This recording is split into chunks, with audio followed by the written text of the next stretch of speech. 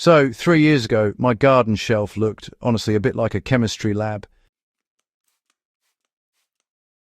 There were bottles of synthetic nitrogen fertilizer, bags of phosphorus supplement, jugs of pesticide concentrate, fungicide spray, root stimulator, foliar feed, bloom booster, and something called soil conditioner that I had bought twice without ever being entirely sure what it actually conditioned.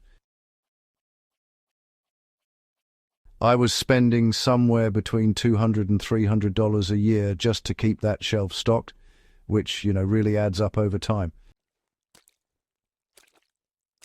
My plants did grow. Some of them even did well, but the soil was getting harder with every season. The pest problems just kept coming back despite all the sprays, and honestly, every solution I bought seemed to need another solution to fix what the first one depleted. I was caught in a cycle that the garden product industry is specifically designed to sustain. The exit from that cycle was sitting on my windowsill the entire time, in a 4-inch pot I had bought for $2 at a gas station. It was an aloe vera plant. And, what I learned about what it actually does to soil, to plants, and to pest populations fundamentally changed how I understand every bottle on that shelf I no longer own. Before I explain the science behind this, I want to recommend a tool that makes the application significantly easier and more consistent. The Chapin 2004 pump sprayer, link in the description, is the one I use for all foliar applications and soil drenching. 1 gallon capacity, translucent tank so you can see exactly how much you have left, easy fill funnel top, and an adjustable cone nozzle that lets you switch between a fine mist for foliar feeding and a directed stream for root zone application. When you are applying the aloe preparations we will discuss today, consistent droplet size matters for coverage and absorption. The Chapin delivers that consistency at a price that does not require you to recoup it by selling the produce from your garden. Aloe vera contains over 75 bioactive compounds. This number gets cited often, but what rarely gets explained is what those compounds actually do when they contact soil and plant tissue. Let's go through the categories that matter for garden applications, because understanding the mechanism is what separates intelligent use from just pouring green liquid on your plants and hoping. Auxins and gibberellins are plant growth hormones naturally present in aloe gel. When aloe extract contacts a root system, particularly a young seedling root, these hormones signal accelerated lateral root development.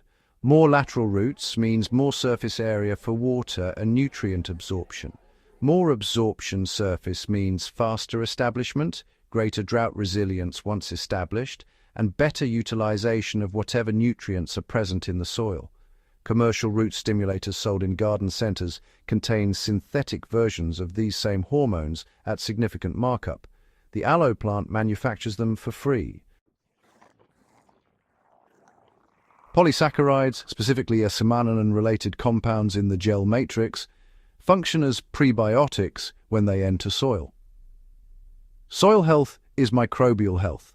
The beneficial bacteria and fungi that make nutrients available to plant roots, the mycorrhizal networks, the nitrogen-fixing bacteria, the phosphorus-solubilizing microbes, all require organic carbon compounds to sustain their populations. Synthetic fertilizers provide direct nutrients to plants, but bypass this microbial layer entirely. Over years of synthetic fertilizer use, the microbial community degrades because it is no longer needed for nutrient cycling. The fertilizer replaces the function the microbes previously served. This is why heavily fertilized soils progressively require more fertilizer. The biological system that made the soil naturally productive has been displaced. Aloe's polysaccharides feed the microbes. They restore the system rather than bypassing it. Saponins are the third compound category worth understanding in depth. These are natural surfactant and antimicrobial molecules with a structure that disrupts the cell membranes of fungi, bacteria, and certain soft-bodied insects. When you apply aloe extract to plant leaves, the saponins create a biochemical environment that is inhospitable to fungal spores trying to colonize the leaf surface. Powdery mildew, early blight, and other fungal pathogens that spread through spore contact with plant tissue find that the aloe-treated surface, well, it actually resists colonization. Aphids and other soft-bodied insects experience the saponins as a physical and chemical barrier to their feeding. This is not mythological plant folk medicine. Saponins are the active ingredient in several commercially produced organic pesticide products. Aloe gel contains them in high concentrations and delivers them in a whole plant matrix with the polysaccharides and growth hormones simultaneously, a combination no single commercial product replicates. Here is the precise preparation method, because concentration matters, and honestly, getting it wrong wastes both the plant and the effect. Take one thick, mature aloe leaf. The outer leaves on an established plant closest to the soil are the most compound-rich. Blend it with 1 liter of water. You now have a concentrate.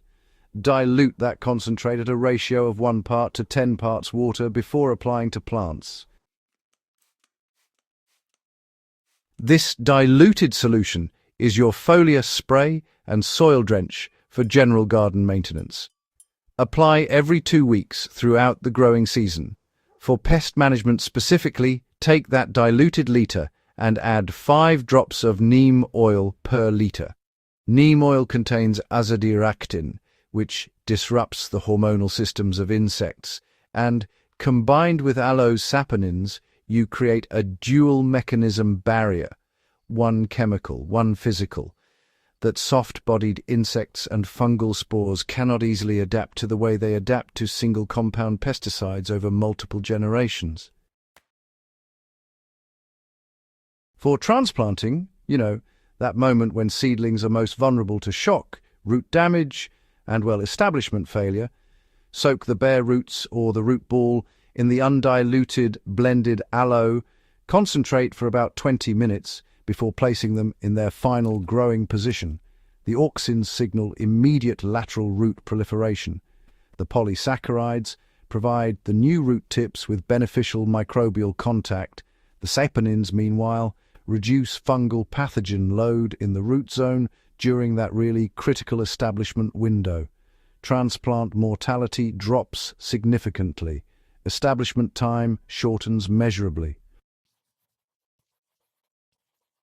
The economic mathematics of aloe as a garden system, honestly, deserve direct examination, because this is where the industrial garden product model is most exposed. A single aloe vera plant, purchased for just $2 at a garden center or even a gas station, will, within 12 to 18 months in reasonable conditions, produce between 3 and 8 vegetative offsets, those pups that separate cleanly at the base and transplant into their own containers. Each pup becomes a full-producing plant within another 12 months. The population doubles, then doubles again, and within 3 years you have more aloe than any home garden could possibly require, at a total additional cost of $0 beyond that initial $2 plant and the soil to pot the pups. The $200 annual spend on the chemistry shelf just does not compound itself this way. It needs renewal every season because, frankly, it produces nothing that reproduces. There are 3 honest limitations worth naming, because a gardening channel that does not acknowledge limitations is basically just a marketing channel pretending to be a gardening channel. First, severely depleted or heavily compacted clay soils with essentially no biological activity remaining will take time to respond to the microbial feeding mechanism. The prebiotic polysaccharides can only feed microbes that are actually present. In a dead soil, you may need to introduce beneficial microbial inoculants alongside the aloe regimen during the first season. Second, aloe requires protection from hard frost. In zones below 8, it winters as a container plant indoors or in a greenhouse. The garden application system really requires that you either maintain indoor aloe through winter or establish enough outdoor production during the warm season to harvest and freeze. Concentrate for off-season use. Third, heavy feeders with peak season caloric demands. Think corn at pollination, pumpkins sizing their fruit, tomatoes producing a heavy set, may still benefit from supplemental organic compost during peak periods. Aloe rebuilds the system that makes nutrients available. It does not replace a soil that was, too depleted to support demanding crops before the rebuilding was complete. None of these limitations changes what aloe does to a functional garden soil with a reasonable microbial community. They are just context for getting the most out of a plant that, honestly, costs $2 and replaces a shelf of products that costs $200. The Chapin sprayer in the description makes the application process consistent and efficient. The aloe plant makes everything you spray worth spraying. Subscribe to Garden Guru. Links for everything mentioned are in the description below. See you in the next one.